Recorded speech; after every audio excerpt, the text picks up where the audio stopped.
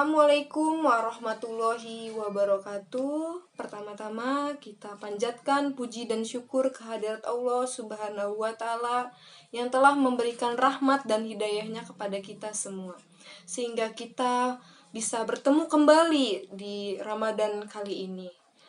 Oke, sebelum kita masuk ke dalam materi menciptakan generasi Islamiyah yang soleh dan soleha, kita lihat dulu nih video berikut ini. Anak merupakan anugerah terbesar bagi kedua orang tua. Orang tua pasti menginginkan mempunyai atau memiliki anak yang soleh dan soleha. Dari adanya keturunan, seseorang anak merupakan penerus generasi selanjutnya bagi orang tuanya.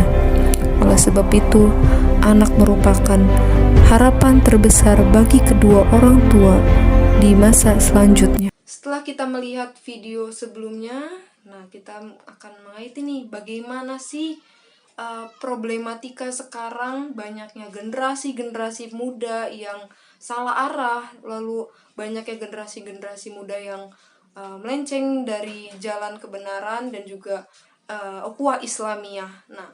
Lalu apa saja nih contoh-contoh dari generasi muda yang lebih ke sisi negatif? Kita lihat berikut ini.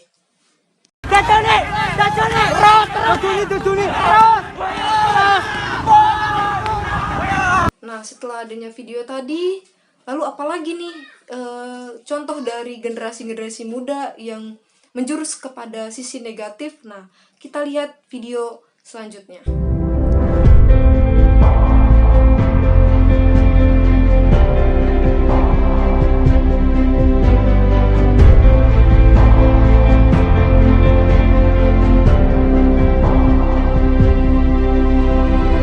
Setelah kita melihat video sebelumnya, kita jangan sampai mendapatkan hal-hal seperti itu, apalagi anak-anak kita dan juga para remaja saat ini, dan juga para penonton juga. Semoga dihindarkan oleh hal-hal negatif yang sebelumnya, yang tadi di video sudah ditampilkan sebelumnya.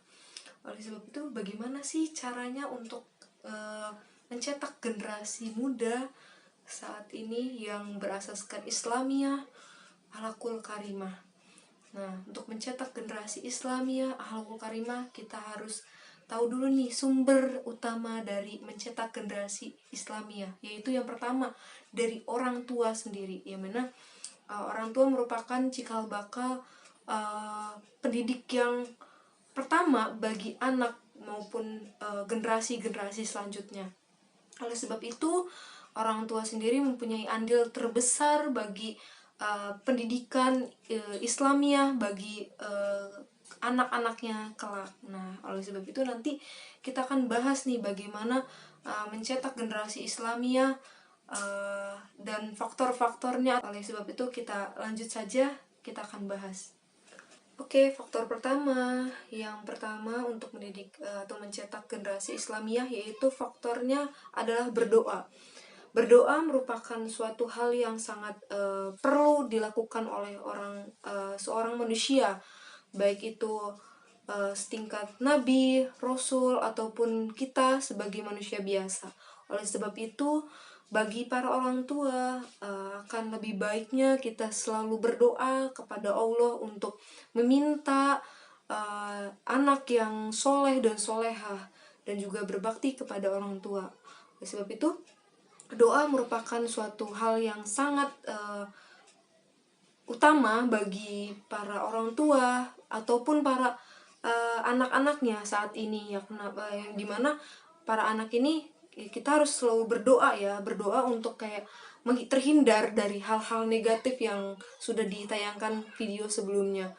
Oleh sebab itu, kita harus meminta kepada Allah untuk melindungi kita dari hal-hal negatif, dari hal-hal yang tidak bermanfaat dan lain sebagainya. Adapun salah satu doa-doa yang sudah Rasulullah terapkan, yaitu salah satunya Robbi habli minas sholihin, ya Robku, anugerahkanlah kepadaku seorang anak yang termasuk orang-orang yang soleh. Quran As-Safat ayat 100. Ini salah satunya merupakan doa untuk orang tua untuk menghasilkan anak-anak yang soleh dan solehah dan juga berbakti kepada orang tua. Lalu selanjutnya adapun yang kedua faktornya, yaitu orang tua harus memiliki pribadi yang baik dan juga menjadi orang tua yang soleh, karena orang tua sendiri merupakan faktor utama yang dimana anak bakal mengikuti dan juga mencontoh lebih lanjut terkait ilmu-ilmu agama yang sudah orang tuanya terapkan di depan mereka. Makanya oleh sebab itu orang tua harus lebih bisa mempelajari agama lebih dalam lagi, baik itu nanti terkait dengan sholatnya, terus udah gitu puasanya dan lain sebagainya, karena anak sendiri akan mencontoh langsung mencontoh langsung orang tua yang ada di rumahnya itu. Makanya dari sini orang tua harus bisa untuk kayak mengajak anaknya untuk berbuat kebaikan dan juga mendekatkan diri kepada Sang Kholik. Allah memerintahkan pada kita untuk menjaga diri kita dan anak kita dari neraka, sebagaimana disebutkan dalam ayat ya ayyuhalladzina amanu qu anfusakum wa ahlikum naro. Jagalah diri kita dan keluarga kita dari api neraka. Surat At-Tahrim ayat 6. Oleh sebab itu, mari kita untuk menjaga diri kita dan juga keluarga kita dari api neraka.